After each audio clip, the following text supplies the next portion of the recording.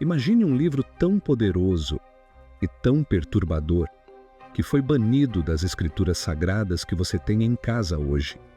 Um texto que descreve, com detalhes aterrorizantes, a origem do mal, a corrupção da humanidade e criaturas que não deveriam existir. Durante séculos, a Igreja tentou manter essas palavras nas sombras. Disseram que era perigoso, disseram que a mente humana não estava pronta para essa verdade. Mas, por que Jesus e os apóstolos citaram esse livro? O que ele contém que fez com que fosse arrancado da Bíblia canônica? Hoje, nós vamos abrir o livro de Enoque.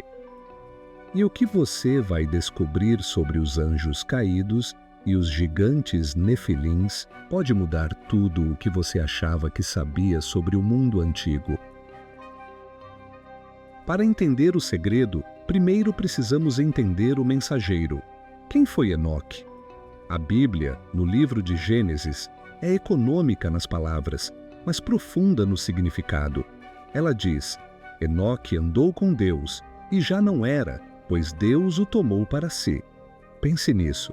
Em uma época onde a morte era o destino final e absoluto de todos, Enoque foi a exceção. Ele foi o 7º patriarca depois de Adão, bisavô de Noé. Ele não morreu. Ele foi arrebatado. Mas para onde ele foi? E o que ele viu antes de partir? O livro de Enoque, que foi encontrado preservado entre os manuscritos do Mar Morto, preenche essa lacuna deixada pelo Gênesis. Ele relata que Enoque foi levado aos céus, não apenas para passear, mas para atuar como um escriba da justiça divina. Ele viu o trono de Deus. Ele viu as moradas dos ventos e das estrelas. Mas o que mais chocou Enoque não foi o que ele viu no céu, mas o que ele viu descendo do céu para a terra. O livro de Enoque narra um evento que precede o dilúvio, um evento de rebelião cósmica. Ele fala sobre os vigilantes, 200 anjos, seres de luz e poder, que olharam para a terra e sentiram algo que não deveriam sentir: desejo. O texto diz que eles desceram sobre o Monte Hermon e fizeram um pacto, um juramento de que não voltariam atrás, não importa o castigo. Liderados por um anjo chamado Samiazá, eles decidiram desafiar a ordem da criação. Eles tomaram para si mulheres humanas, a união do divino com o mortal, a carne com o espírito. Mas essa transgressão não parou no ato físico. Enoque relata que esses anjos agiram como corruptores da civilização. Eles ensinaram aos homens segredos que deveriam permanecer ocultos. O anjo Azazel, por exemplo, ensinou os homens a forjar espadas, facas e escudos. Ensinou a guerra. Ensinou a metalurgia para matar. Outros ensinaram encantos, astrologia proibida e o uso de cosméticos para sedução excessiva. A humanidade, que era simples, foi bombardeada com um conhecimento tecnológico e oculto para o qual não tinha maturidade espiritual. E dessa união profana nasceram eles, os nefilins. A Bíblia os chama de valentes, homens de renome. Mas Enoque os descreve como monstros insaciáveis, gigantes, seres híbridos com uma força descomunal e um apetite que a terra não podia sustentar. O livro descreve uma cena de horror absoluto. Os gigantes consumiram todo o trabalho dos homens. Quando a comida acabou, eles começaram a devorar os pássaros, as bestas, os répteis e os peixes. E, finalmente, começaram a devorar a própria humanidade e a beber o sangue. A terra gritou. O sangue derramado clamava aos céus.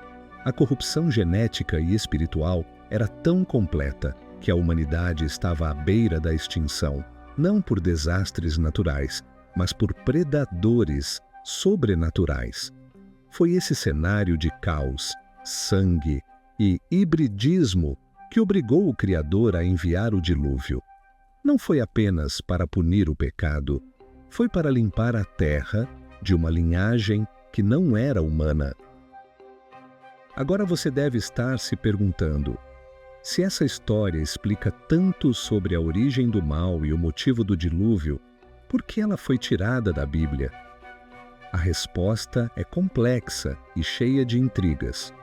Nos primeiros séculos do cristianismo, o livro de Enoque era lido e respeitado. A Epístola de Judas, no Novo Testamento, cita Enoque textualmente. Pais da igreja, como Tertuliano, o defendiam. Mas, à medida que a igreja se institucionalizava, o livro começou a ser visto como problemático. Por quê?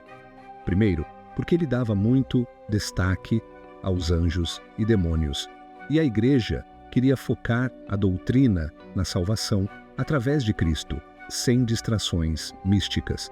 Segundo, a ideia de anjos tendo relações biológicas com mulheres era considerada escandalosa e teologicamente difícil de explicar para a mente racional que começava a surgir.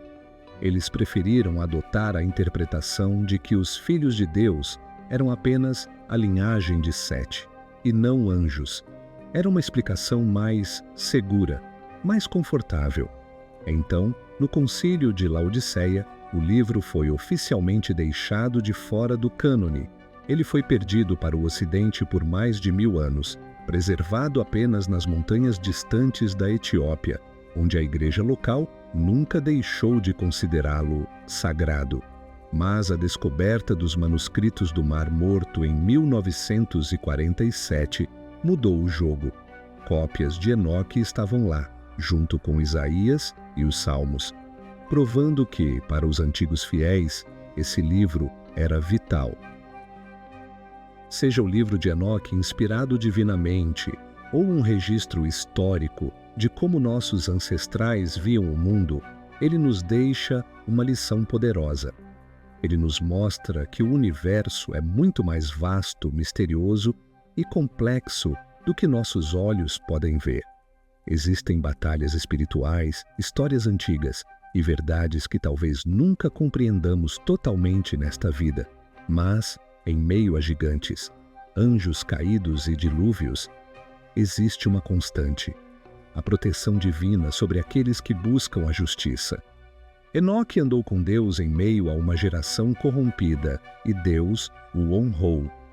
Não precisamos temer os mistérios do passado, nem as sombras do desconhecido, porque no fim das contas, a nossa existência, o fôlego que temos hoje, é um milagre.